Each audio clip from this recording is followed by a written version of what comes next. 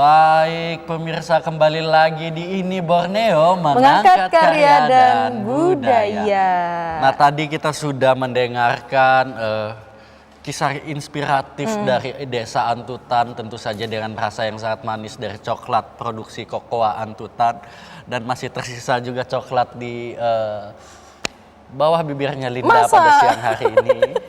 Ya udah, nanti abis ini kita hilangin. Cuman setelah menikmati kisah inspiratif dan nikmatnya coklat, kita juga akan menyajikan berbagai informasi dari seluruh Kalimantan untuk Anda pada hari ini pemirsa. Tapi sebelumnya kita akan menghubungi teman-teman yang ada di seluruh Kalimantan. Apakah sudah terhubung? Kita tunggu. Wah, lengkap lagi. Kembali menjadi tim yang solid ya. Iya. Langsung aja kita nyapa. Oke, kita langsung ke Kalimantan Selatan. Ada Bagus Akhira. Halo, selamat pagi Bagus. Selamat pagi Jeff dan Linda.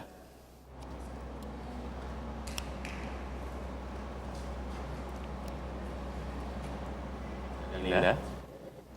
Oke, luar biasa sekali. Oke, sekarang kita beralih ke Kalimantan Timur. Ada yang paling manis di sana, ada Kiki Fitra. Halo, selamat pagi. Halo, selamat pagi Jeff dan Linda. Oke, paling manis ya. Cocok kayaknya Antutan Kokoa tadi kasih ke dia. Nanti Kiki kita kasih coklat ya Ki ya. Oke, habis itu dari Kalimantan Timur kita ke Kalimantan Tengah ada Wulan.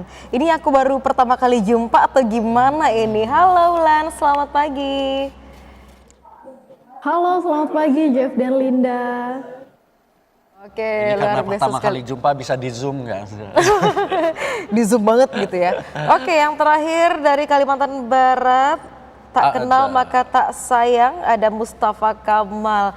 Halo Bang Kamal. Halo Herlinda dan Jefferson juga. Oke, luar biasa sekali, sudah lengkap ya. Suara mereka sudah semangat sekali, membara sekali, kayaknya siap mereka nih menyampaikan informasi selama 3 jam ke depan. Betul, sepertinya segmen ini akan disediakan untuk 3 jam ke depan untuk teman-teman semua ya. Oke, terima kasih rekan-rekan, nanti kita akan terhubung kembali. Namun sebelumnya kita akan menyampaikan informasi dulu dari Kalimantan Utara. Ada 2 informasi yang akan kita berikan secara up to date dan juga terkini kepada pemirsa Ini Borneo. Selengkapnya dalam Melintas Borneo berikut ini.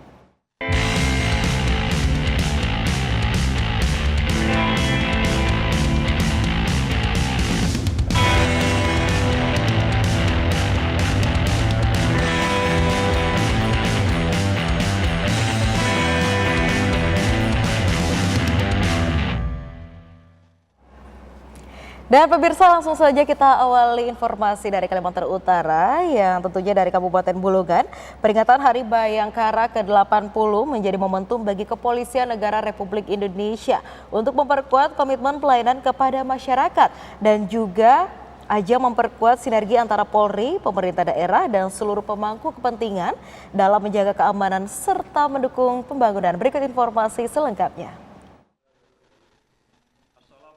Mengusung tema Polri untuk masyarakat, Hari Bayangkara ke-80 menjadi pengingat bagi seluruh jajaran kepolisian untuk terus meningkatkan kualitas pelayanan yang profesional, humanis, dan responsif. Stabilitas keamanan dan ketertiban masyarakat menjadi faktor penting dalam mendukung pertumbuhan ekonomi, investasi, serta pembangunan di Kalimantan Utara. Gubernur Kalimantan Utara mengapresiasi peran Polda Kalimantan Utara yang terus bersinergi dengan pemerintah daerah dalam menciptakan situasi yang aman dan kondusif. Saya mengucapkan selamat ulang tahun Bayangkara ke-80. Semoga Polri makin dicintai masyarakat, Polri makin disayangi masyarakat, dan mengabdi untuk masyarakat. Dan kita bersyukur bahwa Kalimantan Utara ini di peringkat nasional adalah provinsi yang teraman nomor 2 setelah Bali. Nah, jadi supaya ini tetap dipertahankan oleh anggota Polri di Kalimantan Utara untuk bagaimana melakukan pelayanan kepada masyarakat dengan ikhlas, dengan tulus hati, dan tanpa pamrih. Beberapa keberhasilan, kemudian juga beberapa tantangan hambatan di usia ke-80 ini juga banyak kita hadapi. Namun semuanya berkat kerjasama, kolaborasi, dan sinergitas yang dilakukan oleh jajaran kepolisian di Polda Kalimantan Utara dengan masyarakat, tokoh masyarakat semuanya bisa untuk mendukung, membantu tugas-tugas Polri sehingga situasi Kamtipmas di Kalimantan Utara tetap stabil. Keluarga besar Polda Kalimantan Utara yang pertama tingkatkan profesionalisme ya dalam rangka untuk pelaksanaan tugas-tugas pelindungan, pengayoman dan pelayanan kepada masyarakat. Berikan pelayanan terbaik kepada masyarakat, jangan sakiti masyarakat. Karena masyarakat adalah merupakan mitra kita untuk bekerja sama untuk menjaga situasi Kamtipmas ini tetap terjaga aman dan kondusif. Melalui semangat Hari Bayangkara ke-80, Polri diharapkan terus memperkuat pelayanan kepada masyarakat, serta menjaga sinergi dengan seluruh pemangku kepentingan demi mendukung pembangunan yang berkelanjutan di Kalimantan Utara. Tim Liputan TVRI Kalimantan Utara dari Bulungan melaporkan. Baik pemirsa, kita beralih ke informasi lainnya di mana persaingan memperebutkan prestasi terbaik pada perhelatan MTQ ke-10 tingkat Provinsi Kalimantan Utara di Kabupaten Malinau kini memasuki babak baru. Kafilah Kabupaten Bulungan menaruh harapan tinggi pada sejumlah cabang unggulan, terutama seni kaligrafi. Berikut informasinya untuk Anda. Guna meraih hasil maksimal pada MTQ Provinsi Kalimantan Utara kali ini, Kafilah Kabupaten Bulungan telah melakukan persiapan intensif selama 1 bulan penuh. Persiapan tersebut dilakukan melalui program training center secara daring maupun luring. Kontingen Bulungan akan mengandalkan sejumlah cabang unggulan guna mendulang poin seperti cabang tilawah remaja, anak-anak, dewasa, syahril hingga golongan hafalan Al-Quran. Khusus untuk cabang seni kaligrafi Al-Quran atau khat, Kafilah Bulungan tidak main-main dalam melakukan persiapan. Pihaknya bahkan mengirimkan sejumlah peserta terbaiknya untuk mengikuti program pembinaan khusus selama 1 tahun penuh di beberapa sanggar seni khat ternama seperti di LEMK Sukabumi, Makassar, hingga Palu, Sulawesi Tengah. Untuk di bidang khatir Quran yang ada beberapa peserta khat khususnya kami kirim untuk mengikuti kegiatan di LEMK khususnya di sanggar seni kaligrafi di Sukabumi, kemudian ada juga yang di Makassar, serta ada 2 orang yang kami kirim ke Palu, Sulawesi Tengah untuk mengikuti pembinaan selama kurang lebih setahun. Mudah-mudahan harapannya lebih baik daripada tahun kemarin untuk mengikuti ke tingkat nasional di Semarang atau Jawa Tengah akan datang. Sementara itu, perlombaan cabang seni kaligrafi atau khat Al-Quran yang berlangsung di Gedung Diklat BKPP Malinau sudah mulai digelar.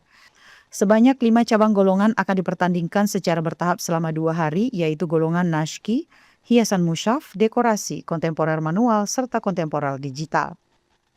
Guna menjaga integritas pertandingan, jajaran Dewan Hakim memastikan proses penilaian jalannya lomba akan dilakukan secara objektif dan transparan. Sesuai kesepakatan dengan para kafilah, sistem pertandingan di tingkat provinsi tahun ini langsung menerapkan sistem seleksi 1 kali berlaga tanpa babak final guna menentukan prestasi terbaik. Jadi ada beberapa kriteria-kriteria, di antaranya misal di hiasan mushaf, jadi ada beberapa unsur. Pertama dari keabsahan khat, tetap kita perhatikan kebenaran kaidah yang terutama. Yang kemudian ada unsur keabsahan khat dan keindahan, tentu juga tidak lari dari desain warna yang serasih gitu. Melalui penilaian yang ketat dan profesional ini, diharapkan dapat lahir kafilah khat terbaik Kaltara yang siap mengukir prestasi di tingkat nasional pada MTQ Nasional 2026 di Kota Semarang. Tim Liputan TVRI Kalimantan Utara dari Malinau melaporkan. Oke, baik, itu 2 informasi dari Kalimantan Utara, dan sekarang kita akan menghubungi kembali rekan-rekan kita yang ada di seluruh Kalimantan. Baik, karena sudah tampil semuanya, kita langsung saja ke Kalimantan Selatan. Ada rekan Bagus, silakan Bagus untuk informasinya. Baik, terima kasih Jeff dan juga Linda. Dari Kalimantan Selatan akan memberikan 2 informasi yang akan saya bacakan. Untuk berita yang pertama, pemerintah Provinsi Kalimantan Selatan mencanangkan Kabupaten Tanah Laut sebagai sentra jagung provinsi. Langkah strategis ini diharapkan mampu mendongkrak produksi jagung nasional sekaligus memperkuat ketahanan pangan daerah. Berikut liputannya. Tanah Laut sebagai sentra jagung ini dipusatkan di Jalan Raya Imbang, Desa Banyu Irang, Kecamatan Bati-Bati. Langkah strategis ini diharapkan dapat mengembalikan kejayaan Tanah Laut yang pernah memiliki luas lahan tanam mencapai 27.050 hektar dengan total produksi 203 ton jagung. Fluktuasi dan ketidakstabilan harga pasar pada beberapa tahun terakhir sempat membuat luas lahan tandas menyusut. Hingga tahun ini hanya tersisa 16.000 hektar. Menyikapi hal tersebut, Bupati Tanah Laut menegaskan pihaknya kini tengah memproses regulasi harga melalui tabel reparsi berdasarkan kadar air, serta akan menginstruksikan perusahaan swasta untuk memanfaatkan lahan tidur. Dan untuk bisa mengembangkan lagi hasil produksi jagung. Yang kedua, dengan tanah laut yang dijadikan sentra jagung, maka kami akan membuat surat edaran juga kepada seluruh perusahaan-perusahaan yang ada di lingkungan sekitarnya, lahan-lahan, istilahnya lahan tidur, untuk ditanami jagung, ya, agar ditanam jagung. Ini surat akan segera beredar dan mengaktifkan kembali yang mana ada sisa-sisa lahan tanam jagung yang saya sampaikan tadi sebanyak 27.050 hektar. Itu ya. Pak, besok kan ada bantuan untuk petani, Pak. Untuk mendukung swasembada jagung nasional, Dinas Pertanian, Ketahanan Pangan, dan Hortikultura Tanah Laut turut menyalurkan bantuan benih jagung hibrida dan pupuk NPK senilai 1,65 miliar rupiah. Bantuan ini akan didistribusikan ke 622 hektar lahan yang tersebar di 8 kecamatan. M. Syaifullah, kontributor TVRI Kalimantan Selatan. Baik, untuk informasi yang kedua, Dinas Koperasi dan Usaha Kecil Menengah Provinsi Kalimantan Selatan menggelar evaluasi dan monitoring pelaksanaan kredit usaha rakyat atau KUR bersama perwakilan kabupaten dan kota. Kegiatan ini dilakukan sebagai langkah evaluasi menyusul masih rendahnya tingkat serapan KUR di sejumlah daerah, sekaligus merumuskan strategi untuk meningkatkan akses pembiayaan bagi pelaku usaha mikro, kecil, dan menengah. Berikut liputannya. Monitoring dan evaluasi yang difasilitasi Dinas Koperasi dan UMKM Provinsi Kalimantan Selatan ini dihadiri oleh perwakilan Dinas Koperasi Kabupaten Kota, serta pemangku kepentingan terkait dalam penyaluran kredit usaha rakyat, DJPB, OJK, serta pihak perbankan. Masing-masing daerah menyampaikan perkembangan realisasi penyaluran KUR, kendala yang dihadapi, serta upaya yang telah dilakukan untuk meningkatkan akses pembiayaan bagi pelaku UMKM. Berdasarkan hasil monitoring, serapan kredit usaha rakyat di sebagian kabupaten dan kota masih belum mencapai target yang diharapkan. Kondisi ini menjadi perhatian bersama mengingat KUR merupakan salah satu program pemerintah dalam mendorong pertumbuhan usaha mikro, kecil, dan menengah melalui akses pembiayaan dengan bunga ringan. Membahas paparan tadi disampaikan bahwa memang di kita terjadi penurunan, ada kontraksi penurunan pinjaman kredit KUR ini. Nah, untuk itu kawan-kawan dari Dinas Koperasi dan UMKM beserta dengan lintas sektor terkait akan mengupayakan untuk membuat terobosan-terobosan atau inovasi.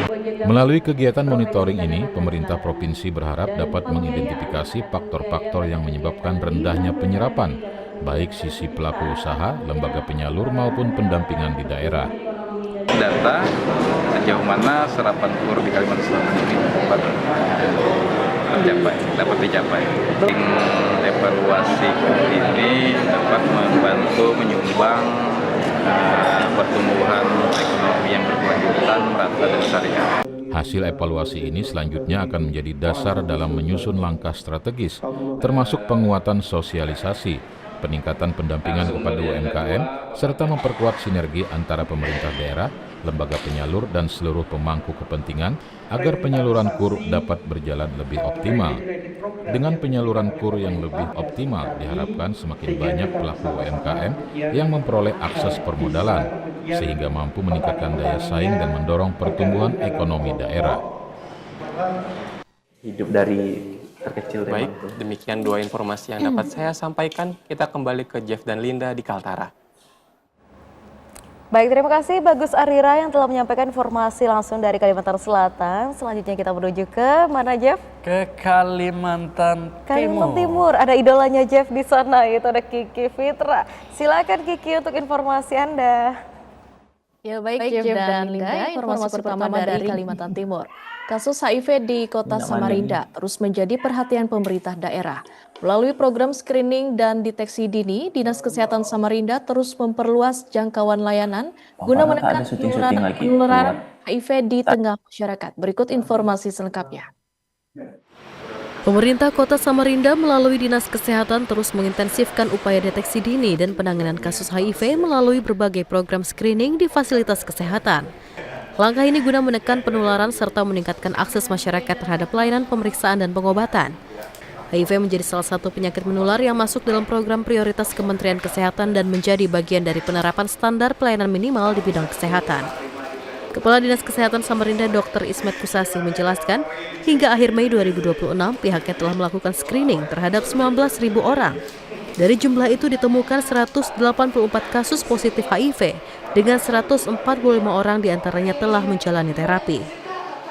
Hingga bulan Mei 2026, sasaran yang sudah kita lakukan, pemeriksaan screening ada kurang lebih 19.000 ya, dan kita dapatkan angka yang positif itu 184. Dari 184 ini 145 sudah dilakukan pengobatan HIV.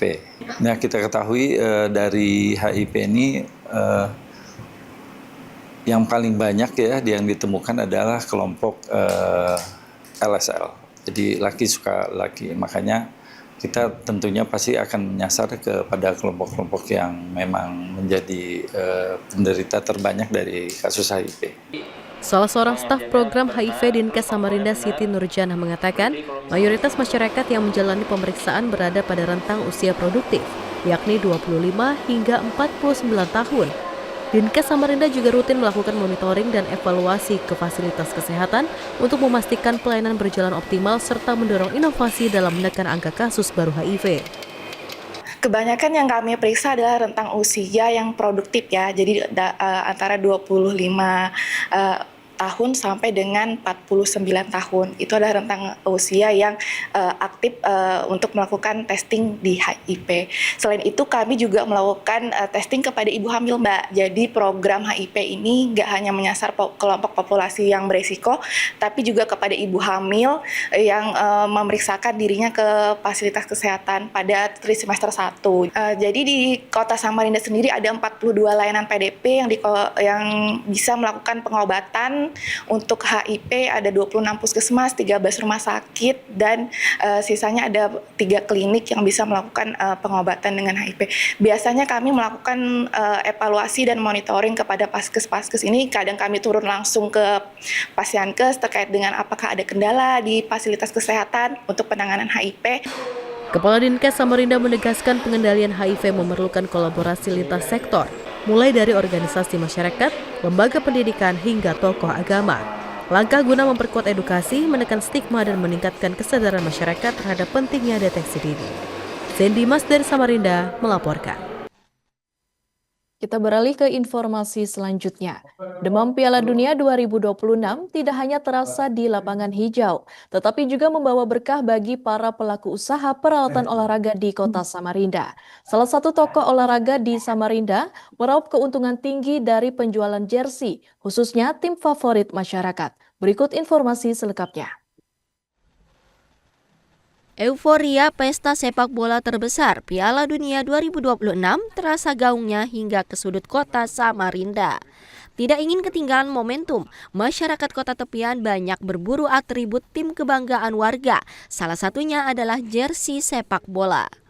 Di salah satu toko olahraga yang berlokasi di Jalan Wahid Hashim, Samarinda, warga dari berbagai kalangan memburu jersey dari tim-tim besar yang difavoritkan menjadi juara, seperti Argentina, Jerman, Spanyol, hingga Brazil. Tingginya minat masyarakat ini tentu saja membawa angin segar bagi pendapatan toko. Omset penjualan meroket tajam dibandingkan hari-hari biasa. Pengelola toko olahraga Pinkan Aulia mengaku sangat bersyukur dengan adanya momentum Piala Dunia ini. Jika pada hari biasa pendapatan penjualan jersey hanya berkisar di angka 5 hingga 6 juta rupiah. Kini, sejak Piala Dunia bergulir, omset harian melonjak drastis mulai dari 4 juta hingga menyentuh angka 10 juta rupiah. Piala Dunia lumayan meningkat dari yang biasa cuma cari klub-klub bola, sekarang lebih banyakkan jersey negara yang diminati sih, terutama yang mantan pemenang ya. Iya, biasanya sih cuma 4 juta sampai 10 jutaan sih kalau yang awal-awalan ini. Kalau sebelumnya biasanya berapa tuh, Mbak? Sebelumnya paling banyak cuma 5-6an aja. Untuk memenuhi kebutuhan para pecinta sepak bola di Samarinda, pihak toko menyediakan berbagai pilihan jersey dengan harga yang cukup terjangkau. Pinkan Aulia menambahkan, jersey ini dibanderol dengan harga mulai dari Rp150.000 hingga Rp250.000, tergantung pada kualitas bahan dan detail jersey yang diinginkan oleh konsumen. Febiola Yuda dari Samarinda melaporkan. Ya, demikian informasi yang dapat kami sampaikan dari Kalimantan Timur. Kembali ke studio TVRI Kalimantan Utara, Jeff dan Linda.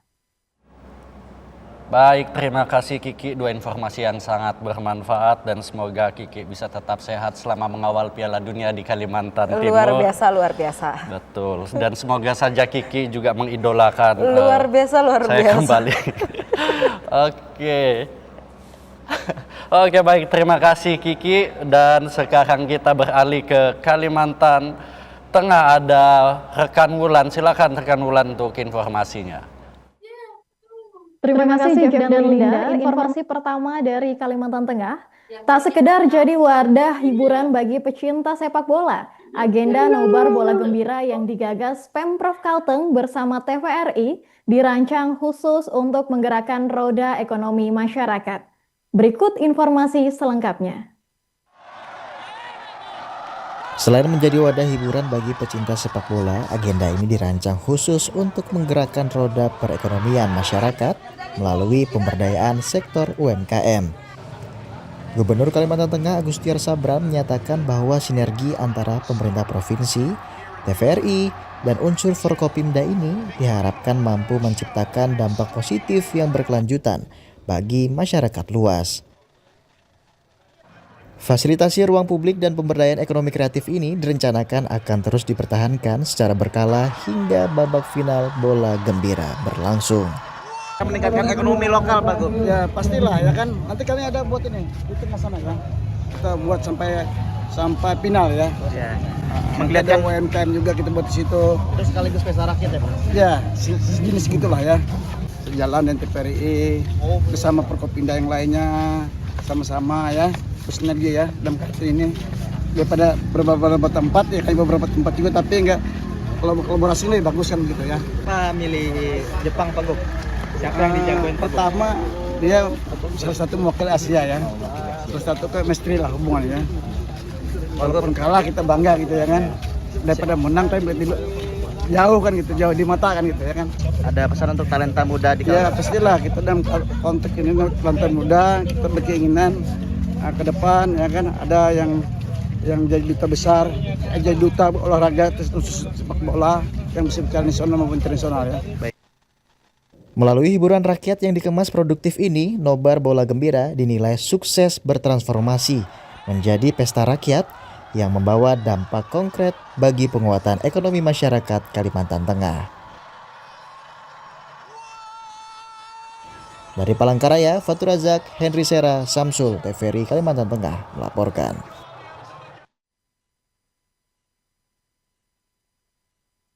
Beralih ke informasi selanjutnya, tingginya antusiasme warga yang memadati lokasi Nobar Bola Gembira membawa berkah bagi para pelaku usaha mikro di Bundaran Besar Palangkaraya. Berikut informasi selengkapnya. Sejumlah pedagang kuliner dan minuman ringan berikan apresiasi penyelenggaraan Nobar Bola Gembira di ruang publik yang difasilitasi oleh pemerintah Provinsi Kalimantan Tengah bersama TVRI Kalteng. Tidak hanya sukses menjadi sarana hiburan gratis bagi masyarakat, tetapi juga menjadi ladang rezeki yang mempercepat perputaran uang di tingkat lokal. Saya bersyukur adanya nonton bareng dan saya bisa mencari rezeki di sini. Dan terus harapannya saya bisa tiap hari lah nonton bareng di sini semuanya, sama yang PKL yang lain mungkin bisa juga jualan yang lain. Bang, ada peningkatan omset lah bang dari hari-hari biasa bang ketika ada nobar bersama TVRI. Alhamdulillah ada peningkatan.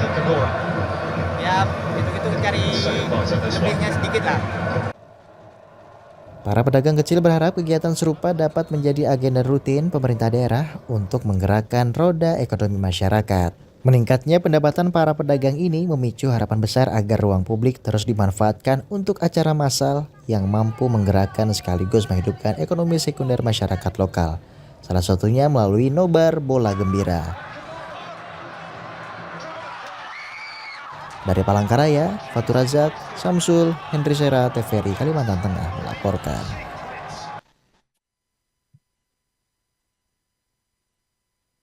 Baik pemirsa, itu tadi dua informasi dari Kalimantan Tengah. Kembali ke Jeff dan Linda di Kalimantan Utara.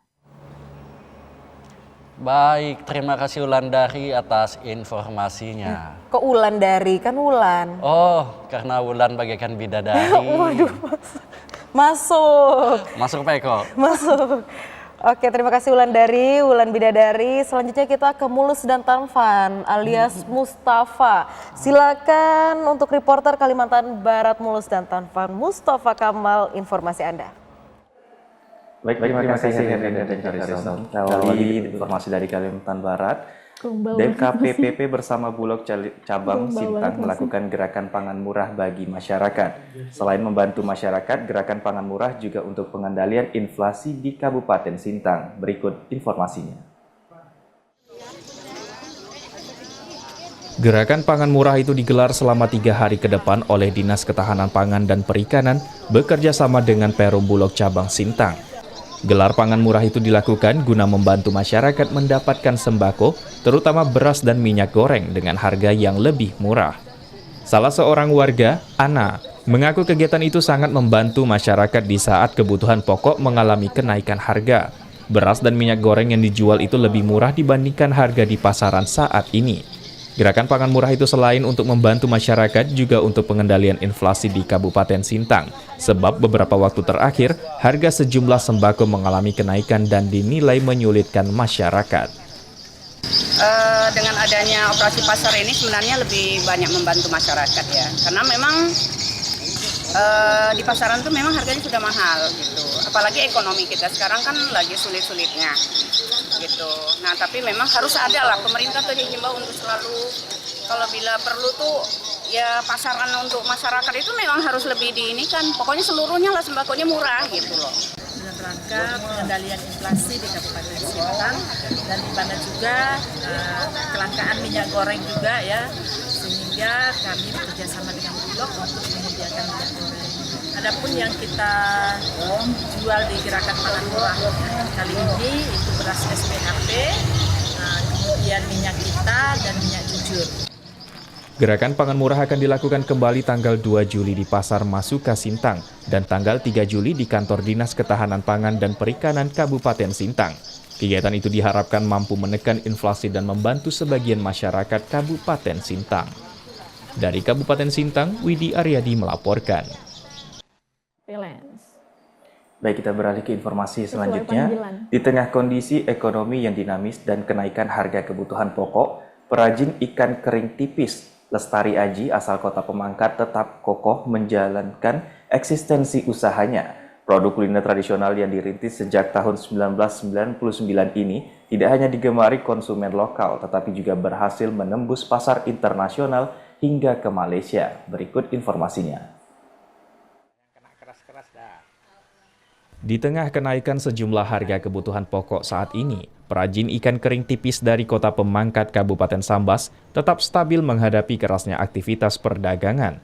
Di tangan perajin, Lestari Aji, ikan kering tipis mentah maupun siap saji ini menjadi menu yang memiliki cita rasa tersendiri sehingga menjadi daya pikat bagi para penggemar kuliner di sejumlah daerah.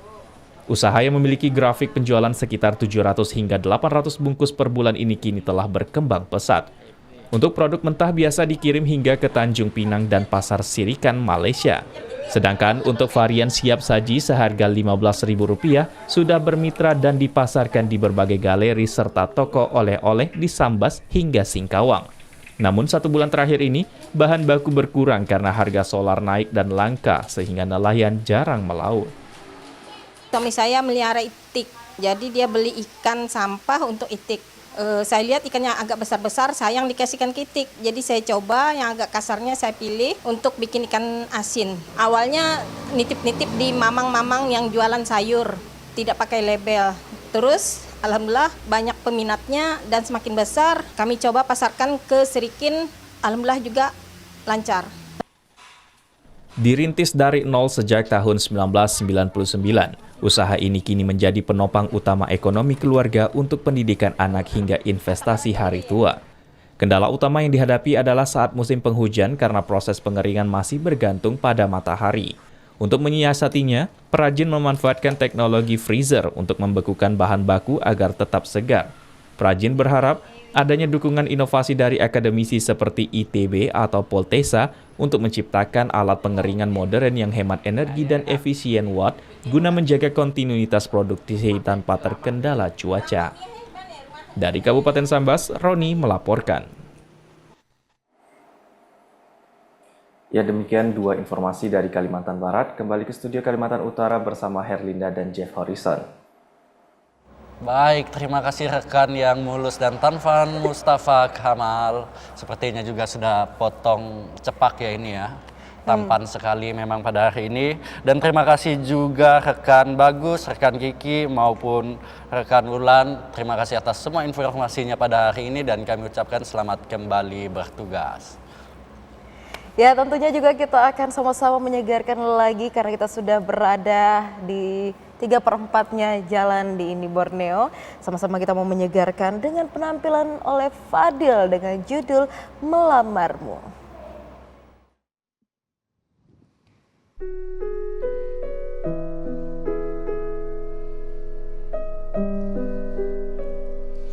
Di ujung cerita ini, di ujung kegelisahanmu, ku pandang tajam bola matamu. Cantik, dengarkanlah aku tak setampan Don Juan. Tak ada yang lebih dari cintaku, tapi saat ini ku tak ragu, ku sungguh memintamu.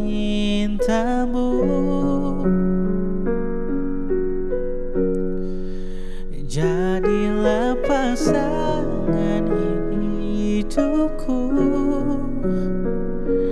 jadilah ibu dari anak-anakku.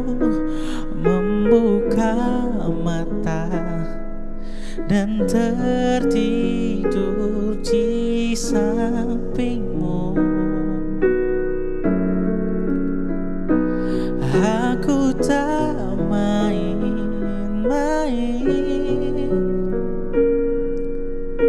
seperti lelaki yang lain. Satu yang ku tahu,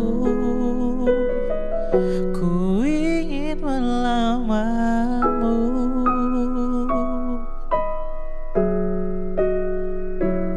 Aku tak setampan Don Juan, tak ada yang lebih dari cintaku.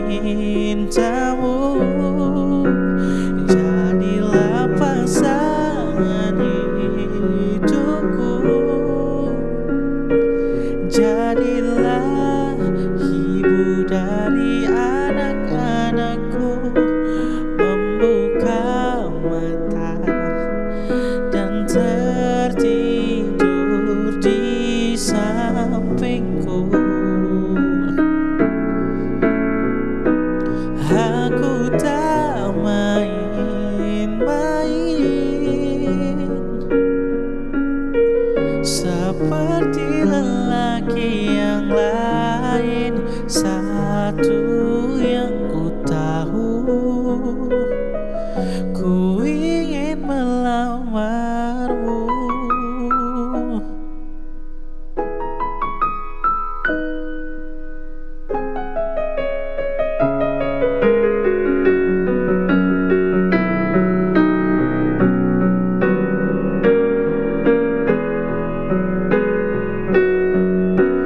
Jadilah pasangan hidupku,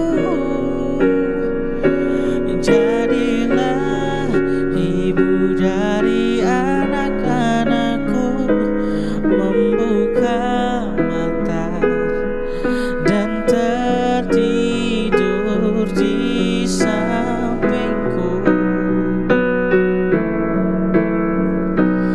Aku tak main-main